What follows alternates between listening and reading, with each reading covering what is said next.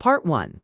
The dinner invitation, expanded version minus 1,000 words. The rain had stopped just before sunset, leaving the streets of Seattle washed clean and shining. Claire looked out the window as Evan pulled the car out of their driveway. It was Friday, and they were heading to dinner at Mason and Lily's home.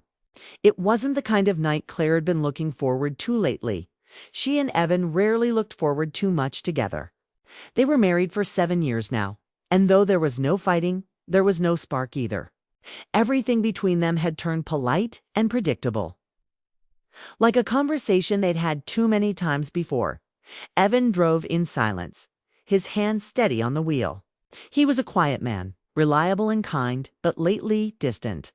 His work as an architect took much of his time, and even when he was home, his mind was somewhere else. Claire had stopped trying to reach him. She worked as a teacher and spent her evenings grading papers, filling the empty space with routine. Still, some nights she wondered when her marriage had become so still, like a photograph instead of a living moment. When they reached Mason and Lily's house, the glow from the backyard lights looked warm and welcoming. Mason was already outside, tending to the grill. He greeted them with his usual confidence, a man who seemed to carry laughter wherever he went. Lily came out behind him, her smile soft, her dress flowing in the evening breeze. She was everything Claire wasn't, any more lighthearted, curious, and effortlessly charming. "Come in, you two," Lily said, giving Claire a gentle hug. "We were just talking about you." Claire smiled, though she wasn't sure she wanted to know what they'd been saying. Inside, the house smelled of herbs and grilled vegetables. Mason opened a bottle of wine and poured for everyone, the conversation flowing as easily as the drink.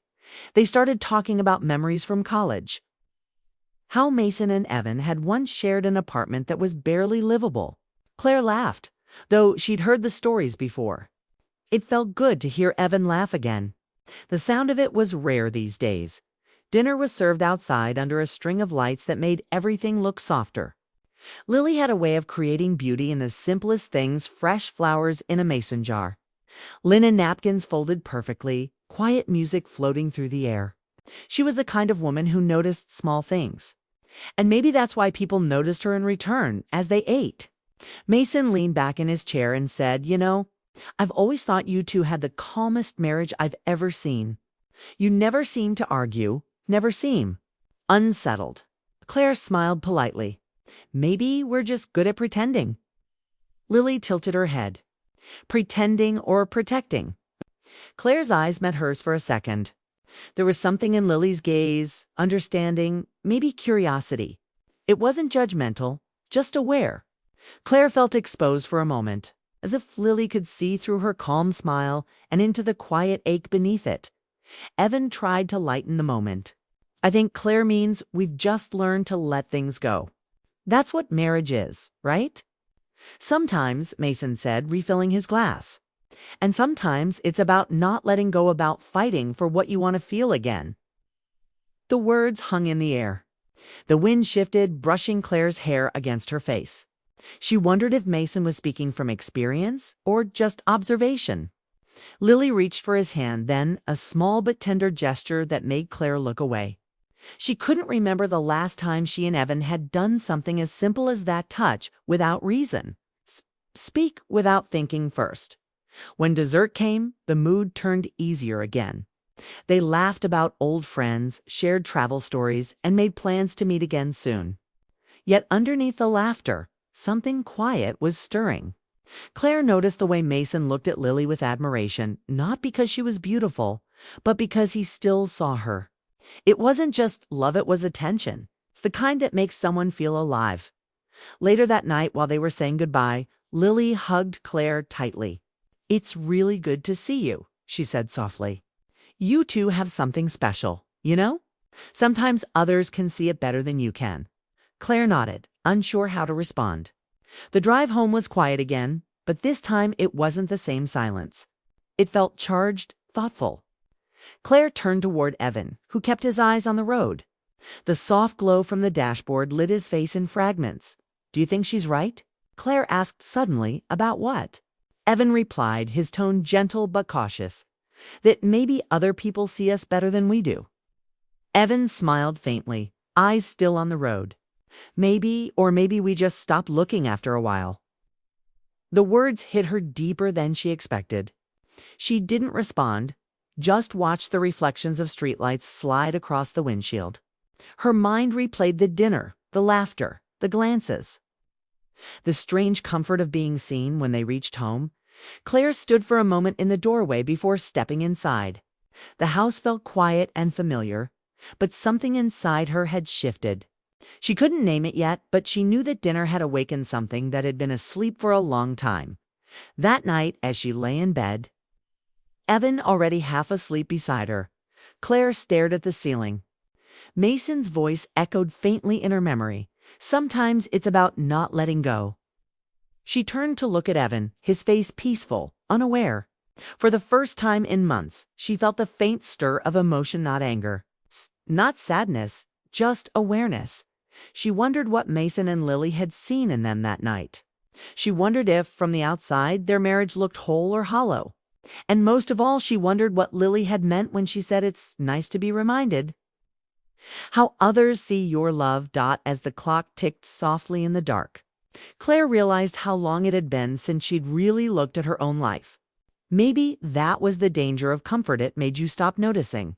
And once you stopped noticing, you stopped feeling. She didn't know it yet. But that dinner was the beginning of something that would change all four of them. What had started as a simple evening among friends would soon unravel the careful silence of her marriage.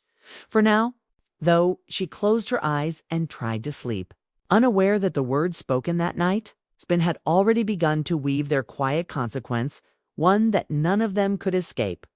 Would you like me to continue and write? Part 2, 1,000 words, next.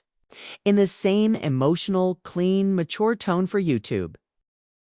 Part 2, The Game of Honesty, expanded version minus 1,000 words. The weeks after that dinner moved quickly. Yet something had changed quietly between the four of them. What began as casual friendships soon turned into regular meets, Friday dinners, late coffee talks, and weekend gatherings. Mason and Lily seemed to have a way of bringing energy into every room. Their home was full of music, laughter, and light, the kind of place where everyone felt seen and heard. Evan and Claire, without realizing it, started craving that feeling for Claire. Being around Mason and Lily felt refreshing. Lily had this gentle confidence. She spoke with warmth, listened carefully, and often asked questions that made people think. Mason, with his easy humor, made everyone feel comfortable. He often complimented Claire in simple, respectful ways, our thoughts, her teaching, her perspective on life. It wasn't flirtation. It was attention, the kind she hadn't received in a long time. Evan noticed it too, though he couldn't decide whether it made him uncomfortable or grateful that someone else was helping his wife smile again. One rainy Saturday evening, they gathered at Mason and Lily's house again. The lights were dim, soft music played in the background, and the fire crackled in the corner. The air felt calm, cozy, and slightly heavier than usual, like everyone had brought unspoken thoughts with them. After dinner, Lily suggested they play a game. "Let's play something honest tonight," she said, smiling as she poured wine for everyone. "No cards, no lies. Just questions." Evan chuckled. "Questions, like truth or dare for adults." "Exactly," Lily replied. "But without the dares. Only truth," they all agreed, though none of them expected what the night would become. Lily began asking Mason a question about his biggest fear. He answered, icily losing people he loved. Then Mason turned to Claire. "When was the last time you did something just for yourself?" Claire thought for a moment, her eyes drifting to the firelight. "I don't remember. Maybe before we got married, life just became busy." The answer hung in the air, gentle but revealing. Evan looked at her, feeling something stir inside him. He had never asked her that question. Maybe he had never even thought to. Then Lily turned to Evan. "What do you miss most about being in love?" He hesitated. "The excitement, maybe. The little things, the way you can't wait to see each other, how everything feels new." He glanced at Claire briefly, his voice softening. "But I think comfort has its own kind of love, too." Claire smiled, but her heart felt tight. Comfort was safe, yes, but it wasn't alive. She missed the feeling of being seen, the way love once had color and sound. Now it was quiet, almost invisible. As the game continued, the questions grew deeper. They asked about regrets, memories, things they'd never said out loud. Mason shared how he and Lily had almost separated once, but found their way back by being completely honest. Lily admitted that it wasn't easy, that love takes work, and sometimes you have to rebuild it from the truth. Not from comfort. Claire listened closely. Their openness moved her. She admired how they could talk about pain without shame, about love without pretending it was perfect. When she looked at Evan, she wondered when they had stopped talking that way, when they had become strangers sharing a life instead of partners sharing a heart. Later, Lily asked Claire one last question. When was the last time you felt truly seen, not just noticed, but understood? The question hit hard. Claire stared at her glass for a moment before answering. I don't know. Maybe a long time ago? Maybe before life became ordinary. The room went quiet. Mason shifted, glancing at Evan. There was no judgment in his eyes, just concern. Evan's throat felt dry. He hadn't realized how far away Claire had drifted, or maybe how far he had let her drift. He finally spoke, his voice calm but heavy. Maybe that's my fault. I think I stopped paying attention to things that mattered. Claire looked at him, surprised. There was something different in his tone, honesty, not defense. Mason leaned back, nodding slightly. That's where it starts, he said softly. When you start seeing what you forgot to see. The mood shifted after that. They didn't laugh as much, but the silence felt meaningful, like everyone was thinking about their own reflection. For the first time in a long while, Claire felt like she wasn't pretending. She had said something real, and instead of it causing distance, it brought clarity. Before leaving, Lily gave Claire a long, understanding hug. Sometimes honesty hurts, she whispered, but it also heals. The drive home was quiet again, but this time it wasn't uncomfortable. Claire leaned against the window, replaying the evening in her mind. She felt strange lighter somehow, yet full of questions. Evan finally spoke, his voice low. Were you serious about not feeling seen? Claire turned to him. Yes, but I wasn't blaming you. I think we both stopped trying. He nodded, gripping the wheel a little tighter. Then maybe we should start again. She smiled faintly. Maybe. That night, she couldn't sleep. The conversation replayed in her head over and over. She kept thinking about Mason and Lily, how open they were, how they looked at each other like time hadn't dulled them. There was something about that honesty that scared her, but also inspired her. The next week, she started noticing small things about her own marriage again. She watched the way Evan looked when he was focused, the way he smiled when something made him proud. She began to realize how easy it was to overlook what you once loved. And yet, every time she thought of Mason and Lily, something stirred a curiosity about what made their connection so alive. What made them unafraid to speak truth so openly? When the four met again a few days later, the air between them felt different. There was a quiet understanding, a closeness that didn't need to be named. Mason and Lily asked about work, life, and plans for the summer. But underneath every conversation was that shared memory of honesty, the night when they had all stripped away their polite masks at one point. As Claire helped Lily set the table, Lily said softly, "You and Evan remind me of us a few years ago. Sometimes you have to lose balance before you find rhythm again." Claire nodded, unsure how to answer. She wondered if that rhythm would ever return, or if their lives had simply changed too much to find it. Later that evening, when Mason played a slow song and Lily pulled him close to dance, Claire couldn't look away. The way they moved together wasn't perfect, it was simple, natural, and full of quiet understanding. Evan noticed it too. For the first time in a long while, he reached for Claire's hand. It was a small gesture, but it made her heart tighten. They didn't say anything, but something between them shifted. The game of honesty had done what neither expected. It had woken them up. It had made them realize how easy it was to drift apart and how hard it was to find your way back, But sometimes, being around others who dared to live truthfully can make you see your own reflection more clearly. And that's exactly what was happening. They were watching another couple, but in that reflection, they were beginning to rediscover themselves. They didn't know it yet. But this was only the beginning of what would test the meaning of love, loyalty, and connection in ways they never imagined. Would you like me to continue and write part 3, 1,000 words? Next, in the same emotional, clean, and mature storytelling tone for YouTube.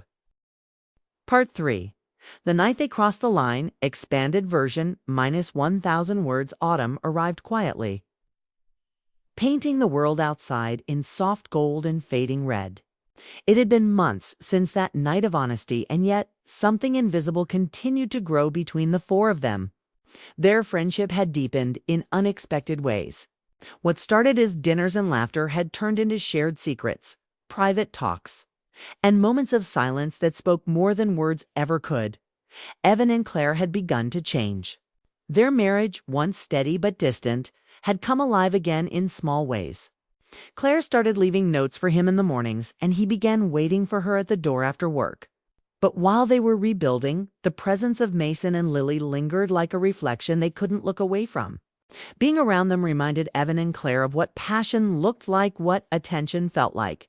Sometimes it was inspiring. Other times it was unsettling. One weekend, Mason invited them to his family's cabin by a lake 2 hours away. No phones, no stress, he said. Just quiet nature and good company. Claire hesitated, but Evan agreed almost immediately. He thought they could use a break, a reset. Lily smiled and said, "It'll be good for all of us. Sometimes distance helps you see what's real." The cabin was beautiful old wood, a fireplace that crackled softly and large windows that opened to the shimmering lake. The air smelled of pine and rain. The first evening was peaceful. They cooked together, told stories, and watched the sky turn from pink to silver. But under that calm surface, something unspoken hung between them. When night fell, they gathered around the fire outside. The lake reflected the moonlight, and the wind carried the scent of smoke. Mason brought out a bottle of wine, and they talked about dreams again, like they had that first dinner night. But this time, the conversation turned inward, more emotional, more exposed.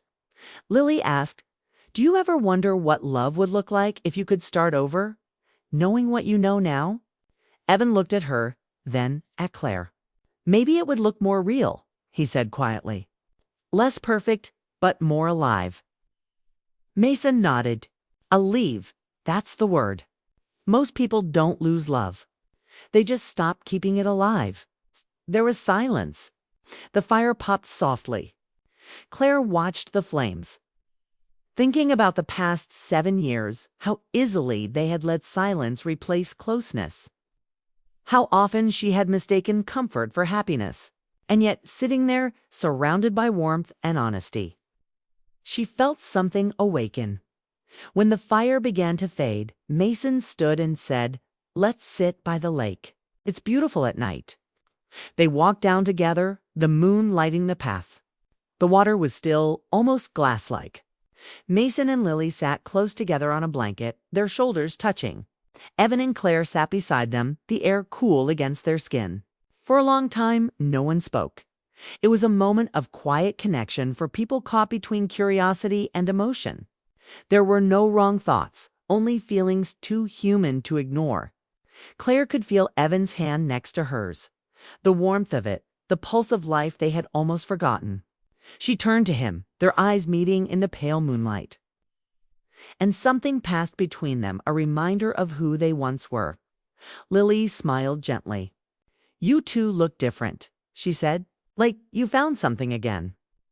Evan smiled faintly. "Maybe we just remembered how to look." Mason leaned back, his tone thoughtful. "It's strange, isn't it? How sometimes you have to see love reflected in someone else's eyes to remember your own." His words sank deep. They weren't dangerous, but they carried meaning. Claire realized that what drew them all together wasn't attraction, it was the search for understanding, for feeling alive again.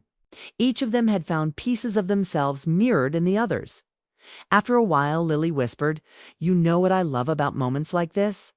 They make you see how fragile love is and how strong it can be when it's real." Claire nodded, her voice barely a whisper. "It's like seeing yourself through someone else's truth."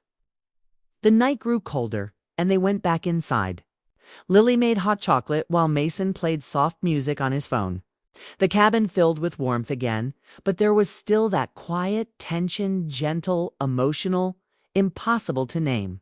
They weren't crossing boundaries, but they were standing close to them, drawn by honesty and the shared desire to feel something deeper than words. Later, as the others began to drift off, Claire and Evan sat by the fire alone. The light flickered across their faces. Evan reached out and took her hand. "We lost ourselves for a while, didn't we?" "Yes," she whispered. "But maybe we had to lose it to find it again." He looked at her, his eyes softer than they had been in years. "Being around them reminded me what love used to feel like, and what it can still be." Claire nodded. "They made us see the truth." When Mason and Lily came back into the room, they saw Evan and Claire holding hands, their faces close. Lily smiled. "Looks like the lake worked its magic," she said softly. Mason added, "Maybe that's all we needed to help you remember." But there was something else in the air, a quiet recognition that all four of them had been changed by this journey. It wasn't betrayal, not in the way people imagine it. It was emotional honesty, the kind that breaks walls and exposes what's real. The next morning, the world outside was still and silent. Mist floated over the lake, and the air felt new. They had breakfast together without many words. Everyone seemed thoughtful, aware that something sacred had happened, not scandalous. But transforming. As they packed to leave, Mason said quietly, "Sometimes people come into your life not to stay, but to wake you up." Claire smiled faintly. "You did that." Lily hugged her tightly. "So did you." The drive home was peaceful. Evan held Claire's hand most of the way, their silence no longer empty but full of quiet understanding. For the first time in years, they didn't feel lost. That night, as they sat together watching the sunset from their porch, Claire said, "I think we let others see us. And somehow that helped us see each other again." Evan nodded. "They wanted to watch, but they didn't just watch. They reminded us how to feel." Claire smiled, her eyes glistening. "Then maybe we all got caught in love's reflection." He kissed her forehead gently. A small gesture, but one that carried everything they had, rediscovered affection, warmth, and truth. From that weekend on, life returned to a calmer rhythm, but with more awareness. They didn't talk much about Mason and Lily, yet their influence lingered. It wasn't regret, it was gratitude. Some people enter your life to test the strength of your love. Others enter to rebuild it with you. Evan and Claire had found both. And though Mason and Lily eventually moved to another city, the memory of that night by the lake stayed with them.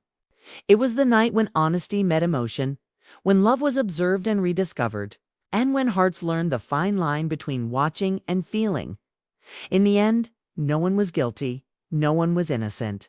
They were simply human trying to understand love, its depth, and its power to both wound and heal. Because sometimes infidelity isn't a matter of actions, it's the quiet moments when hearts wander, searching for a way home. And in their case, that search led them back to themselves and to each other. Would you like me to now write YouTube-optimized titles, thumbnail text, and a short description for this story that will perform well with your US and Canadian audience while following YouTube's monetization and content safety rules?